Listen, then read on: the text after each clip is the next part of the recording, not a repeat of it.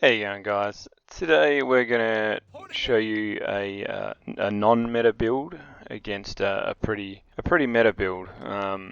We're US and we're not gonna go airborne, and we are versing DAC. And they've decided to go the Italian Combined Arms doctrine. It's the one where they get the Bersa and the Carro light tanks. So our build order, as you can see, is going to be 2 scouts and 3 assault engineers. We're going to use the 2 scouts so we can cap and pretty much try and back cap as much as we can, and then obviously our main fighting force is going to be the assault engineers. Obviously at this stage in the game we don't know what battle group they have chosen. That will come later, that will show up later. But about the assault engineers, obviously they're a close quarters combat unit. We want to keep them together and obviously rush onto any troops that we see. We're going to use strength in numbers and force them to come to us. And by having the scouts, we've also then still got a force that's able to cap while we're taking the main fights. So our scouts meet their pyos. Obviously, we're gonna pull back against them, and then there you go. That's the first indication that they've gone the Bersa, which indicates obviously they're gonna have as many of them out as they can. There's another squad, and now that we've got our units together, we're gonna push up and try and take on straggling units, as in units that are by themselves. That's obviously, again, we want to push up and just swamp any single unit at a time. They obviously won't have any MGs out at the moment. We don't have to worry about that. The Bersa, well, they're 320 manpower, and if he's pumping them out, he won't have much else in the way of support weapons, because he won't be able to afford them. So there you go. We've forced one back, and we'll leave that one capping while we don't leave it capping. We try and flank this other unit of pyos, and force them off as well. But I thought they would have retreated, but it turns out they didn't. We're going to put down our T1 and then push on to those pyos. The Bersa we saw there, of obviously they're coming up to join the fight, so we're going to expect them. There they are. We've pushed the pyos back, and now we'll push straight down onto the Bersa again. The thing with Bersa, their unique ability is out of combat, they move very fast, so that's why they seemingly be everywhere at the same time. But that's just because they've got a sprint ability. And in true average gamers collective style, I lose my first unit of Engis. It just seems to be something that happens every single game. It doesn't matter when I retreat them, they just die. Anyway, so we've got 2 left. Unfortunately, they were the ones with the flame upgrade. They were the first ones with the flame upgrade that did die, so that sucked a bit, but so be it. Now, we're in cover from one Bersa group while we push on the other, and we should be getting these guys to retreat soon. There you go. We'll push up, try and do a little bit more damage to these guys before pulling back. Again, in hindsight, I probably should have pulled back slightly earlier. That's a personal error. Something that I've really got to work on is learning to retreat earlier than I do. There's no point in potentially getting units wiped. But there you go. Now we've got we had decent amount of map control. We've managed to get the M16 out, which is obviously one of the bread and butters of the USF.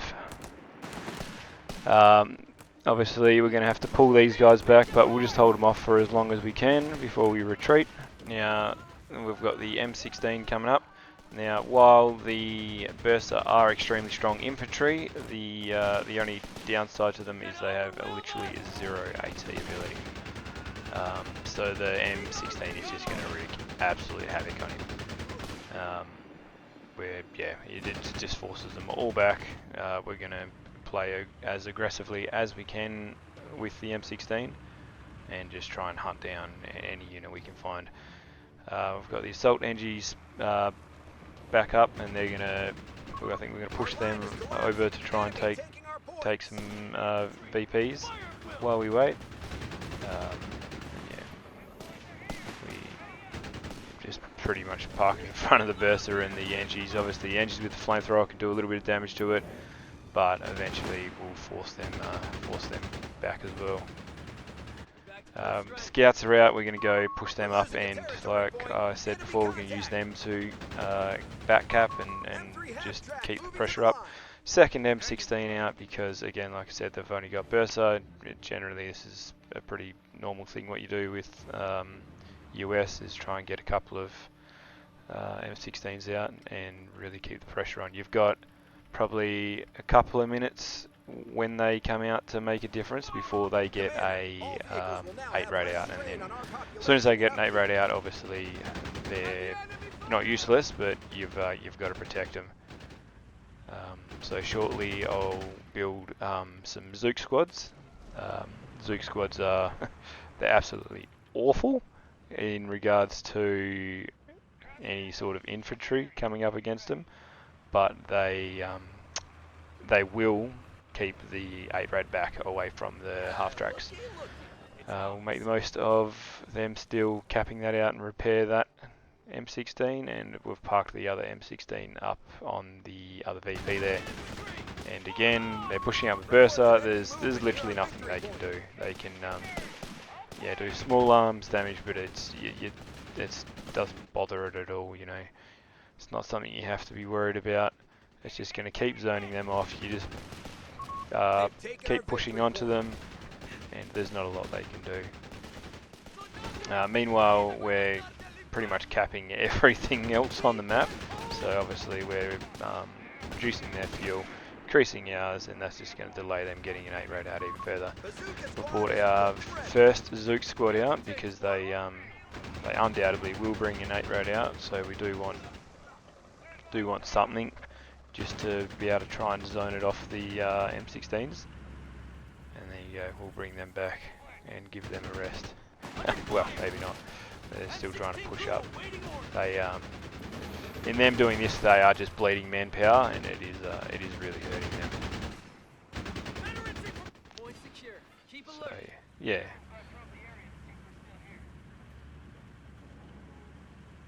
Use the Zooks to start capping that VP, and now we're going to use the time to plant some mines down.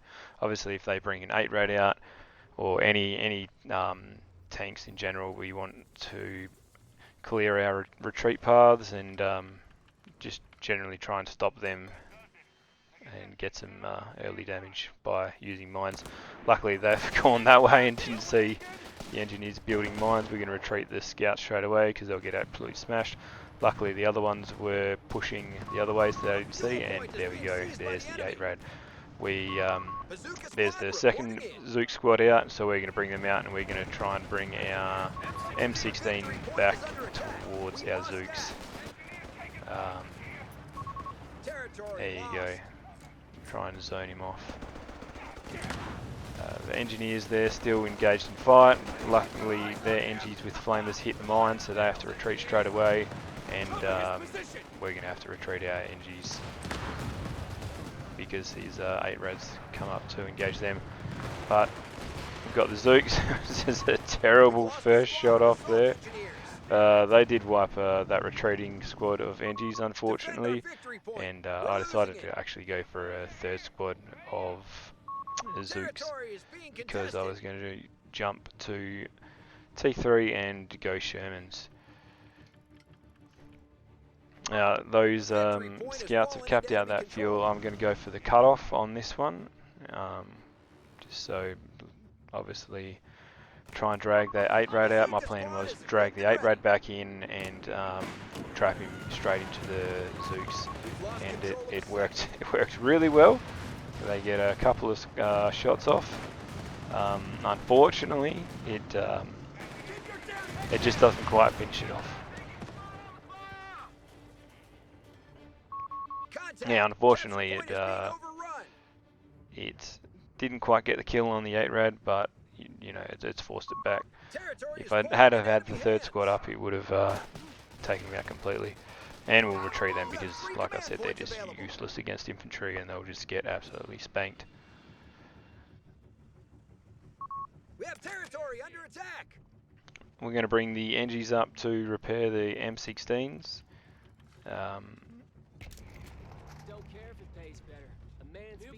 And we are building our T3. And obviously I have got the M16s. I thought I'd push straight onto the 250 because it pretty much instantly takes it out. The 250's just got not enough health and it just almost gets insta wiped by these M16s. Obviously with that they're going to push the 8 rad straight onto that, so I was bringing my Zooks up. I thought I'd keep a bit of pressure on, try and really force him to bring his 8 rad up. And still repairing him while we wait. And now the T3's up and we can actually build a Sherman. So we're going to go straight into that. Commander, we're losing a fuel point. Push the M16s up for a bit of scouting. Again, I was going to try and bait the 8 rad in with the Zooks. This time I thought there's 3 units there, I should be able to take it straight out. So we're going to pull back, but unfortunately he actually pulls the 8 rad back there and then pushes straight in with the Bersa. So I've got to pull back with the Zooks. I had to retreat one, unfortunately, and then I can pull back into the M16s and they can take care of the infantry. The Sherman's out, and he's brought the 8 rad up. So we're going to push up to try and zone the 8 rad off the M16s, but unfortunately it's a bit of an average fight. He's brought a martyr out as well, so unfortunately the martyr's going to take out one M16. My Zooks had to retreat. He wiped another one, and unfortunately it just took me a bit too long to bring the Sherman up. So he's going to get the wipe on the 2nd M16, which is a real bugger for me. It was well played by him. It just didn't quite work out as I had planned. Meanwhile, we've got the scouts up north, still capping, and there you go, we've got the Sherman. And I thought we'd get the 8 rad, and he's trapped himself in there with his martyr. Unfortunately, the martyr does get a good shot off. Now, I thought we'll try and go for the fake flank here. I noticed he's turning around, so I thought I'll try and push up, pretend that I've driven away, and then I'd reverse into him, hoping that he had turned around. And sure enough, he'd turn around, thinking that I was probably going to come the other way. We get one shot off, and while he turns around, this was a bit of a hairy moment, but yeah, you get one shot off on each other, but he doesn't kill you, and I finish him off. We have to retreat the Zoops back because, again, infantry, and now it's just a matter of getting the Sherman back to heal up. But this is where the Carros come out, and I upgraded because it was tier 1. Straight up to phosphorus round and then put a phosphorus round straight in his face, just to try and get the Sherman out of there. I really didn't want to be losing it this early. Bring the Zooks up straight away just to try and help it. Still capping out up north, but unfortunately he gets a shot off.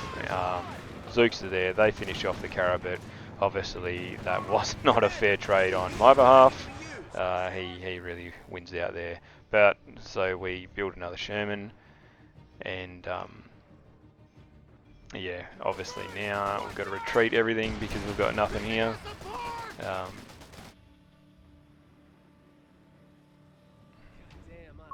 And we're going to try and go down with the scouts and try and get some more cut-offs and more caps out, but they run straight into the Bersa, so we'll have to bail out of that. My scouts here, they luckily didn't notice, so I pull them back, and then we're going to decap that fuel as well. Shermans are going to come out, and it's going to zone those units straight off the points out the front here. They've obviously got nothing AT-wise right there, so we don't have to worry about that. Force all them back, but what I am worried about is obviously the old Carro spam. So we'll see how we deal with that shortly. Have to retreat that scout because he obviously doesn't stand a chance, but we did get the decap in, which is great. And now we're going to bring our Zooks up to help protect our Sherman. Also, we're going to build an MG, just so we can try and protect the front of our base and that VP there at the same time. Unfortunately here I had a lot of what are they called, command points that I hadn't spent. It's another thing that I've got to work on. Right, so now he's up to 2 Carro tanks. Obviously try and push forward with the Zooks, but they retreat that. So this is where it starts to become a problem. But luckily we were able to knock out the first one, so it's only 2, not 3. It's the little wins that you gotta take. Obviously, at the same time, I would have 2 Shermans, and he would only have 3 Carros. But it is going to be a problem. Obviously, have to race back with our Zooks, push up with our assault NGs, and he's going to push up with the Carro again, trying to get some flanks in. He's obviously going for the flank. I'm going to push the Zooks straight across there to try and zone off the Carro.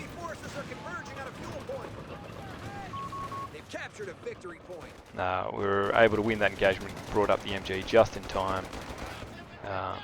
The Carro didn't quite have the effect they were hoping. They weren't able to get the flank in, luckily for us, but he's coming back again. We're going to micro the Sherman, obviously bring the Zooks up. Unfortunately, we didn't get to take out either one, and they were both on, somewhat low health, so that was quite frustrating. But yeah, that was when I decided, right, we've got to go for the mines. We've got to put the mines down, so it's going to stop him flanking and stop him retreating. It's going to stop him pushing. If he hits a mine, then obviously it'll leave that one just immobile and easy to kill. And that's what it becomes about with the Carro spams. Obviously he's just going to build more and more, so we want to be able to just take out one at a time while still protecting our Sherman and our Zooks. At this stage they were starting to outcap us. Obviously my scouts have got nothing on the barriers. We can't really push them straight in there, so I'm going to try and push them across and see if I can take out the other VP. Hopefully all his forces are over, trying to take the VPs and fuels over there. We're going to take the opportunity to retreat everything, and unfortunately, no, they do have quite a lot of units over here, and I'm pretty much forced to retreat the scouts straight back. Push the MG back up so we can protect our Zooks again.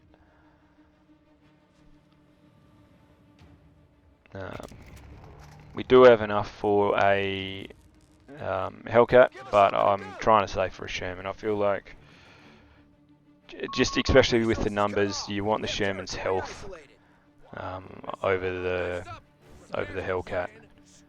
We've got that one nice and repaired up with our engineers, and now we're going to push north and try and stop them capping, and also push with the Sherman, because we need to do something about losing all this fuel, because our fuel's slowed to a trickle and it's going to hinder us getting our second Sherman out, which we really need. We're going to use the scouts to try and cap the fuel down south, push up north with the Sherman, hopefully meet the the Bersa or engineers, which obviously won't be able to do a whole lot against the Sherman. But keeping in mind, as soon as they do see the Sherman here, they are probably going to send their little carriers up. Getting a nice shot off there against the Bersa. We're going to put our Engies cover there, try and get them to retreat, and the other ones to cap that fuel that they've taken from us. A munitions point is being attacked. There you go. We see the Carro coming up, so we're going to pretty much have to retreat the engineers. We're going to pull back the Sherman and decap the VP and then get the fuck out of there. Our second Sherman is on the way. They're up to 3 Carro now. Sorry, Carro. And yeah, this is where it starts to get interesting. They're starting to get a critical mass on their Carro, and that is not what we want. But we do have a couple of Sherman now, so and a couple of Azooks, so they shouldn't be able to just push on us and flank us and wreck us. A munitions point is being attacked. We've still got those engineers up there that we're going to push down on the Bersa. We're going to go out hunting, see if we can catch a unit or 2 out. Obviously, we always want to be somewhat aggressive. There you go, there's one. Territory is being contested. Zooks are coming down now. They've got 4 Carro, so we're gonna pull back. Hopefully they're gonna walk straight into our Zooks. Our Zooks are gonna get 1 kill on the Carro, and yeah, again, that's what it's all about, is just taking out at least 1 in every engagement, and it stops them massing to 5, 6, 7 Carro. At the moment, what have we taken out? 2 Carro, so that instead of having 6, now they've only got 4, I think it was, or instead of 5, 3. Either way, We've been given a purpose, boys. I'm going to use the opportunity to, now that we've pushed all the Bersa back, to get back out with our scouts and cap. This is why scouts are so important. Reports of enemy movement near our victory MG point. obviously in the middle there just keeps them zoned off.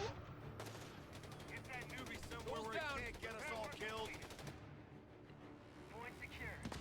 Unfortunately, them shooting at our MG did set off one of our mines. We've got the Sherman down there that are pretty much almost repaired. There you go, it's hit one of our mines. So now we're going to push up with our Sherman and punish that Carro for hitting the mine. There you go. Again, just taking out 1. Now I've got the 2 Sherman pushing up against the 2 Carro, and yeah, now they just don't stand much of a chance at all. We're going to push down onto them, really punish their Bersa and Engies, push down with our Shreks as well, take out another Carro, and now we're just going to push straight into their base. Yeah, I'm still capping with the scouts, and unfortunately we didn't really catch much of the blob there. That would have been absolutely beautiful if we had really been able to catch them with the tanks.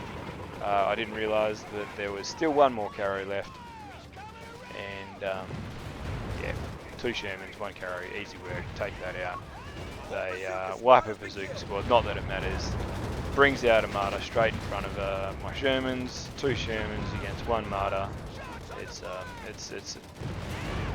too little, too late for them, and now just swing our Sherman around and really punish all their infantry with no consequence really. Again, their scouts are still just capping up north, uncontested, because they've got all their units down here, and yeah, he calls it. So in the end, it just came down to us being able to continuously take out 1 Carro at a time and not let him get to that critical mass where he was at 6 or 7 Carro, because I think that's about how much he would have built, and at that stage he would have just outswarmed our 2 Sherman, but we didn't let it get to that point. So hopefully that's helpful, and thanks for watching, guys.